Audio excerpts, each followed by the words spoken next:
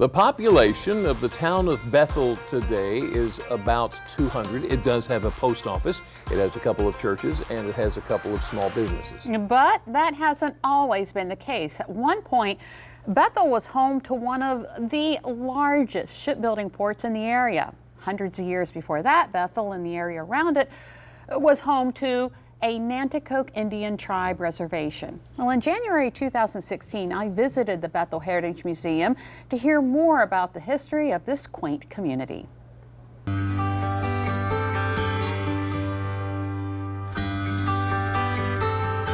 As president of the Bethel Historical Society, Kevin Phillips is a wealth of knowledge about the town's history. Even his clothes reflect this passion for the past. I love the preservation of antiquity. You know, it's a hobby of mine.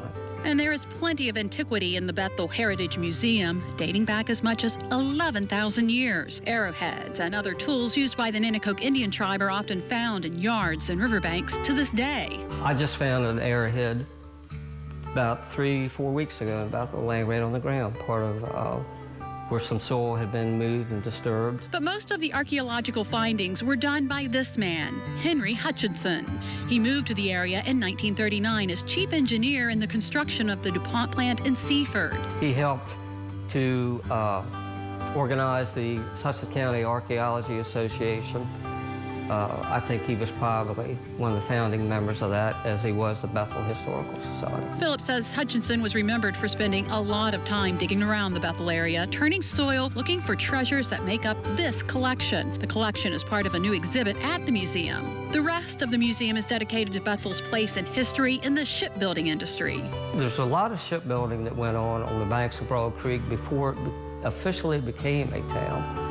We have records back in the 1700s of boats being built along the banks of Broad Creek in this area, Portsville, all the way up to Laurel. Phillips says at the time there was an abundance of huge old standing timbers that were perfect for shipbuilding. Bethel is where the sailing ram was designed and built, leading to prosperous times in the late 1800s through the turn of the century. That's the time when you had the largest population in Bethel. The two-story school was built because he had 55 pupils here. 4 or 5 stores, blacksmith shop, cooperage, sawmill, carpenter shop, a druggist. Bethel was pretty much self-sufficient. That's because the ram was in high demand. The ram was a freighter for hauling cargo up and down the Chesapeake Bay, the Delaware Bay, all the way down to like Bermuda, South America. We have photographs and records of them traveling that far. Models of some of the rams built in Bethel can be found in the museum, and only one original ram is left. It sails out of Maine under the name Victory Chimes. Originally it was called Edwin and Maud. So they belong to the museum now. Many of the items that have been donated to the Maritime Museum have come from residents of the small town. But Phillips believes there are much more artifacts out there, especially from the Nanticoke Indian days. We've put the word out that we're looking for Indian artifacts because we know that Mr. Hutchinson had a vast collection, and 2 of the pottery vessels were found in an old store in Bethel.